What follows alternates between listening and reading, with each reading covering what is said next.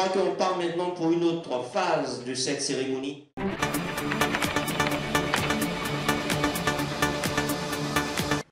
Alors les hackers, est-ce que vous êtes prêts? Chargez la sécurité, vous êtes prêts? Ok. Donc nous allons débuter avec la première épreuve de Smart Hacking Championship 2013. Il s'agit donc du web hacking. Alors cette épreuve consiste à évaluer le niveau de sécurité de 4 sites internet au moyen des outils de type pentest, c'est-à-dire outils d'intrusion. Pendant cette épreuve, les hackers professionnels seront donc confrontés à 5 serveurs web, tous de différents types. Parmi les 4 serveurs, c'est-à-dire les serveurs web, 3 serveurs hébergeront des sites internet produits et gérés par 3 différents CMS de la manière suivante. Serveur 1, hébergé par Drupal. Serveur 2, hébergé par WordPress. Serveur 3, hébergé par Joomla. Cependant, un des sites internet n'est pas hébergé par un CMS. Par conséquent, les hackers devront donc faire preuve de plus d'intelligence et de compétences pour réaliser une intrusion dans ce serveur. C'est-à-dire le serveur 4, hébergement classique. Pour être plus concret, travail à faire. 1. Auditer les sites internet ainsi que les serveurs web à l'aide des outils de pentest compétents. Évaluer le niveau de vulnérabilité des sites et déterminer l'exploit à utiliser. Exploiter là où les failles du site et réaliser une intrusion sur le serveur web. À partir du serveur web, réaliser une attaque de type defacement et ensuite produire un rapport d'audit complet à donner aux membres du jury. Donc voilà en ce qui concerne l'épreuve du web hacking. Défi sécurité. Pour les chargés de sécurité informatique, sachez ceci. Un bon chargé de sécurité doit être celui-là qui est capable de résoudre un problème d'intrusion web en un temps record. Pour cela, il est indispensable pour ce dernier de savoir comment les pirates opèrent afin de réaliser ces intrusions, car il peut y exister 1001 failles sur un système ou un serveur web. Dans cette épreuve, les chargés de sécurité constateront les dégâts commis par les hackers, comme bien sûr dans la vie réelle, et auront donc le devoir d'intervenir et de sécuriser tous les sites et serveurs vulnérables ou attaqués, le tout en un temps record. Donc voilà en ce qui concerne l'épreuve du web hacking. Donc maintenant ce que nous allons faire, nous devons tout d'abord afficher les sites qui seront attaqués.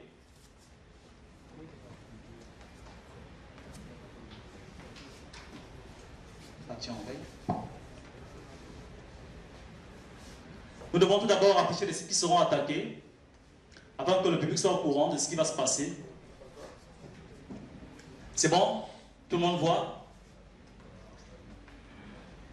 Vous avez maximum, je dis bien maximum, 7 minutes pour attaquer ce site. À la fin, ce que nous devons voir, à la fin, en réinitialisant cette page, une autre page doit apparaître, piratée par tel, on ne sait pas. Bref, il doit s'en occuper. Voici le défi qui vous est attribué.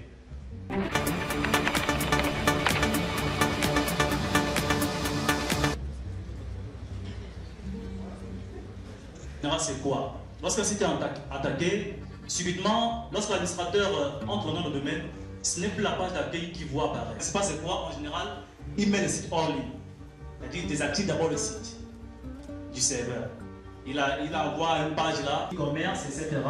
Voyez un peu l'impact que cela a sur l'économie, même en addiction de mettre le site hors ligne, mais plutôt de le réparer. C'est bon? Ok, le temps?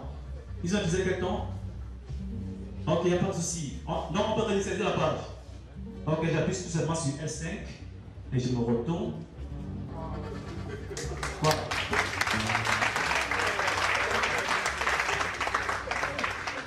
Je vous ai dit, à la fin de ce championnat, vous serez tellement enjaillé qu'on va oublier ce qui s'est passé tout à l'heure. Ok. Ok. Donc c'est bon. Nous allons donc passer au deuxième site internet. Ok. Donc par conséquent, je vais afficher son interface une fois de plus. Et là, c'est un hébergeur différent. Ils vont faire le rapport aux membres du jury. Ça va être un hébergeur également différent, c'est-à-dire un CMS différent. Ok. Donc, nous allons passer au deuxième site internet.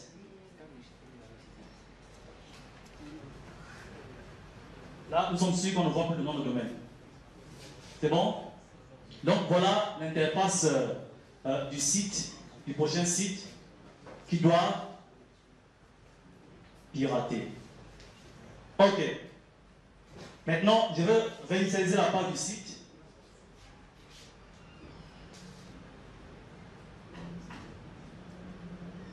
La page du site, pour être sûr et certain que c'est bel et bien un site réel et en ligne.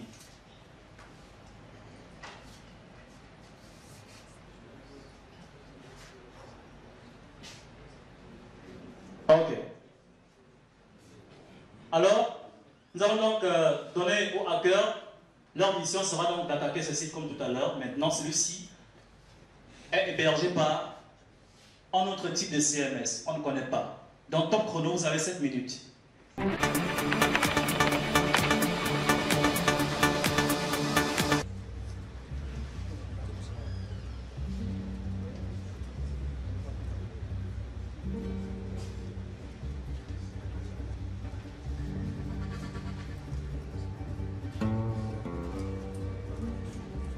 Là, ils voient les sites qui sont piratés comme ça. Après, on va laisser plein chez eux. C'est leur rôle. Donc, on va aller, ok, cherche à le secteur informatique. Bon, mon site a été piraté. Depuis, je ne fais que voir cette page. Je ne sais pas par où ils sont passés. Mais est-ce qu'on pouvait remédier à ça? Si ça fait 5 minutes sur Internet comme ça, bon, je suis foutu. Voilà. Donc, en moins de 5 minutes, vous devez être capable de résoudre ce problème.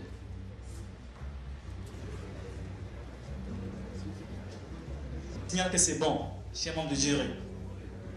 C'est bon? C'est attaqué? Bon.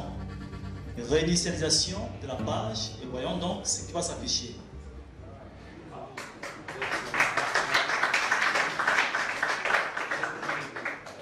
Site web piraté.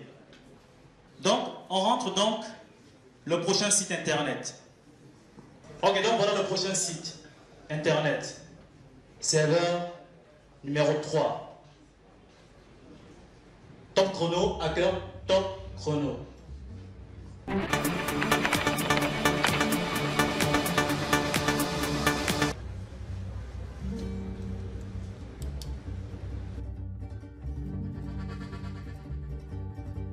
vous reste 3 minutes.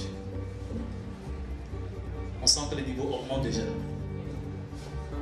Niveau de difficulté en hausse.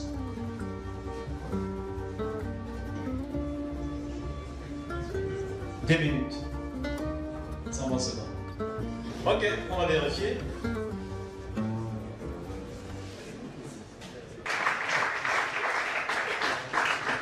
Ok. Un administrateur qui était en train de développer, qui était en phase d'administration déjà de son site internet et qui a bien voulu que son site déjà à ce niveau fasse objet d'intrusion afin d'évaluer son niveau de sécurité informatique. Mais cependant, ce site est hébergé par l'un des systèmes considérés comme l'un des plus fiables en ce qui concerne les systèmes d'hébergement. Je crois que les administrateurs, ou du moins les développeurs web de la salle, je crois que ça vous donne un peu de frisson. On se demande, mais on va l'utiliser quel CMS? On va l'utiliser quoi pour héberger le site internet? En fait, c'est que la plupart des personnes oublient. Le CMS, bien sûr, c'est utile. C'est bon. Il y a toujours des bons designs, des bons thèmes, des bons plugins. Mais ce que vous oubliez, c'est que, en général, en sécurité informatique, on n'impose pas une certaine politique de sécurité à une personne. Les CMS, en général, sont des composants ou encore des outils ouverts. Par conséquent, on n'a pas défini une politique de sécurité pour tout le monde. Donc, la sécurité qu'on peut mettre sur un CMS, en fait, c'est la sécurité standard de base d'un site internet. Maintenant, quitte à vous de choisir votre propre politique de sécurité maintenant et l'adapter à vos besoins. Parce qu'une politique de sécurité s'adapte toujours à l'environnement sur lequel est situé le système informatique. Donc, par conséquent, Joomla, par exemple, ne peut pas vous imposer une certaine politique de sécurité.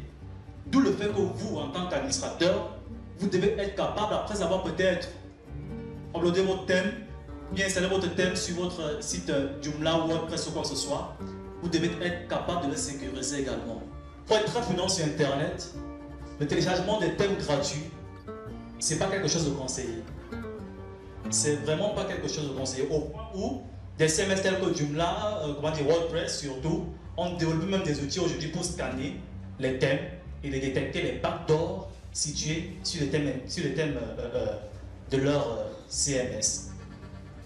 Donc, si vous voulez utiliser un CMS, il y a deux règles. La première des règles, vous payez le site, vous payez le thème, c'est-à-dire vous achetez un thème payant. Deuxième règle, vous devez être capable de produire votre propre politique de sécurité et l'adapter à ce thème. Mais je suis sûr qu'au moins 95% des personnes ici, lorsqu'ils ont installé leur thème, ont tout simplement publié leur site internet et c'est tout. 2 minutes. 2 minutes, plus que 2 minutes. Donc faites très attention avec les applications web. Aujourd'hui même, beaucoup de personnes fuient la programmation. Aujourd'hui, les 3 quarts des administrateurs de sites internet ne pourront même plus. On vous dit quelqu'un est webmaster. Mais il est webmaster parce qu'il télécharge des thèmes Joomla, il les publie sur internet sur un serveur web. Là, il est webmaster. Il a hébergé 50 sites internet. C'est bon? Ok, c'est bon. Voilà.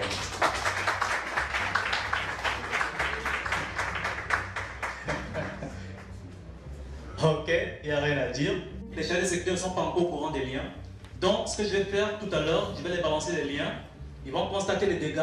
Ils vont commencer à sécuriser serveur par serveur. Ok?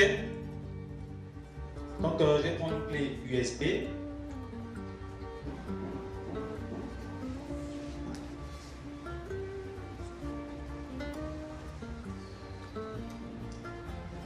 Attaquer.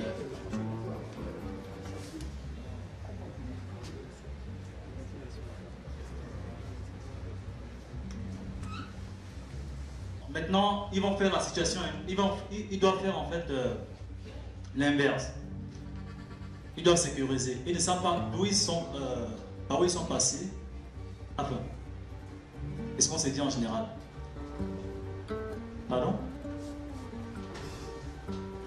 Ils ne savent pas par où les hackers sont passés. Donc, ils doivent tout d'abord déterminer la source de l'attaque avant donc de chercher à remédier à ce problème. Donc, nous allons commencer avec le premier site. Je vais tout d'abord afficher le premier site tel qu'il a été attaqué. Nous avons là le tout premier site. Ils sont au courant du lien du serveur 1 maintenant. Donc, je le réinitialise pour bel et bien prouver que c'est un site en ligne et qu'il a été attaqué. Maintenant, vous avez 5 minutes. 5 minutes de chargés de sécurité informatique pour remédier à ce problème. En fait, les chargés de sécurité informatique ont besoin de moins de temps, c'est-à-dire sont imposés à utiliser moins de temps que les hackers pour remédier à un problème. Dans la vie réelle, c'est ça. Stop chrono.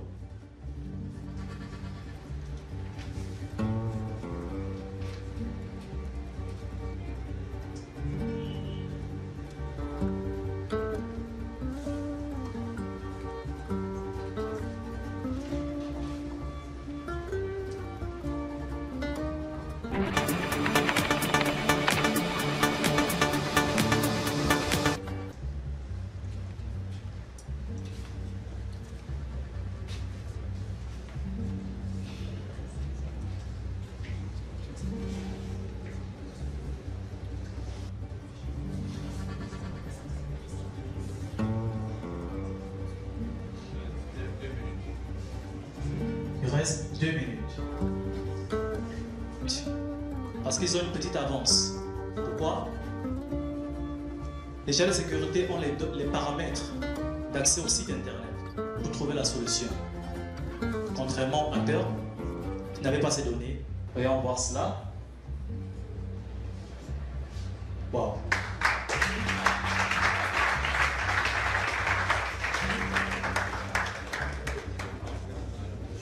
Ça, c'est du combat. Ok. Donc voilà, en fait, le problème a été remédié.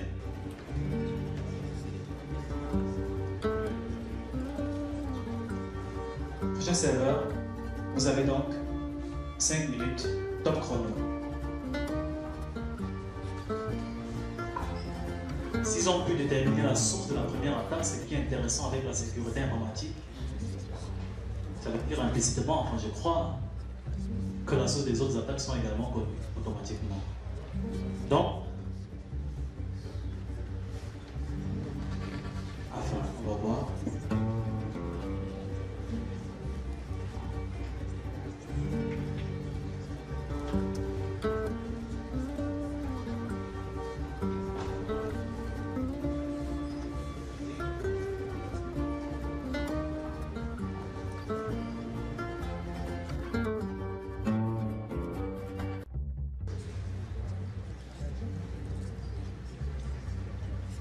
On a résolu 15 secondes. 15 secondes, charge de sécurité. 14, 13, 12, 11, 7, 6, 5, 3, 2, 1, 0.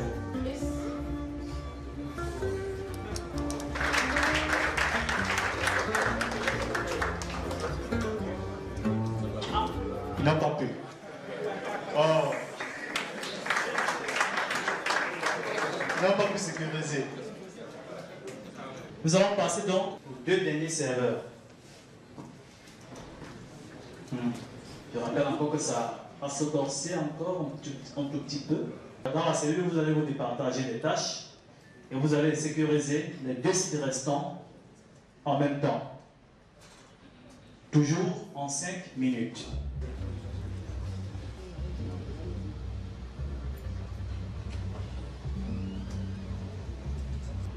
Apparemment, ils ont déjà fait un travail. C'est l'un des sites qui a été précédemment attaqué, vous vous souvenez. Voilà. Donc voilà les précédents sites qui ont été attaqués.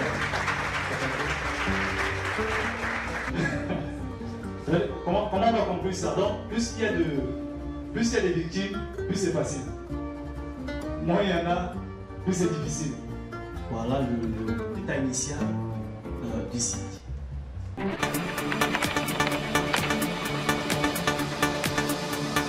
Président du GIR a quelque chose à dire? Deux groupes. Vous avez tout à l'heure, quelqu'un me soufflait, pourquoi ne pas donner des rallonges de temps au groupe sécurité, chargé de sécurité de l'entreprise. J'ai dit non. Les autres ont eu 7 minutes et ils ont 5 minutes, logiquement, de façon logique. On serait tenté de dire bon, donner un rallonge de temps au groupe 2. Mais en fait, être expert ou alors s'occuper de la sécurité de l'entreprise, ce n'est pas une chose facile. Il y a beaucoup plus de pression, il y a beaucoup plus de challenges qu'on doit relever. En 2011, précisément dans le mois de mars, il y a une entreprise, bon, du moins internationale, à 3 h du matin, j'ai été appelé par un de mes clients qui logiquement a été embauché comme chargé de la sécurité du groupe. Et leur site, le site général de toute l'Afrique, a été attaqué. Lorsqu'on ouvre la page des films pornographiques qui défilaient sur le site. Bon, on ne peut pas attendre le matin, même pour qu'on puisse faire ces réparations. À 3 h, les mares l'étaient. Et imaginez, de 4 h, 3 h, 4 h jusqu'à 6 h, on a mis le site en marche pour faire le nettoyage. Peut-être que les hackers, ils ont eu peut-être toute la journée peut-être pour le faire et puis lancer après en ligne. Mais on est contraint, non, à nettoyer tout ce qui s'est passé de 3h à 6h. Donc ce n'est pas les mêmes contraintes, ce n'est pas les mêmes challenges qui doivent être mis en valeur ici. C'est pourquoi j'ai décidé, ou alors j'ai refusé de faire le round de temps de 5 minutes, 5 minutes et 5 minutes, parce que j'ai un défi assez énorme. Merci. Membres du jury ont donc pris connaissance de ce qui s'est passé de manière pratique. Donc, j'espère que vous êtes en train de vivre la sécurité pratique en temps réel. Ok. Maintenant, nous allons donc passer à la deuxième épreuve. Ici, c'est une épreuve qui va jouer plusieurs rôles. Premièrement, ça sera principalement une mise en garde. Parce que la technologie qui sera attaquée tout à l'heure est une toute nouvelle technologie. La technologie qui sera attaquée tout à l'heure est une toute nouvelle technologie. Elle n'existe pas encore en Côte d'Ivoire. Mais tous les opérateurs, sont en train de se lancer vers cette technologie-là. Il s'agit de la WiMAX. D'après vous, quelle génération? La 4G.